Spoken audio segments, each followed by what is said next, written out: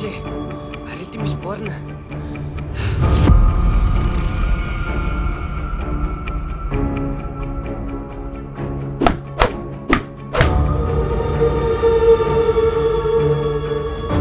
Kailo ty voantambian-tany ty tsika.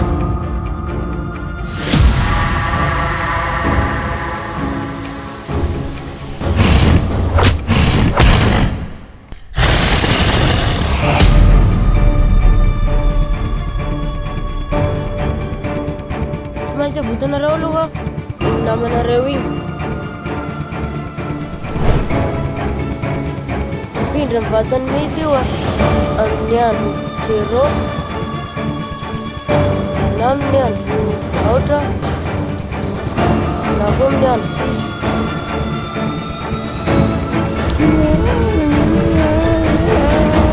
Ahoana tompoko azafady?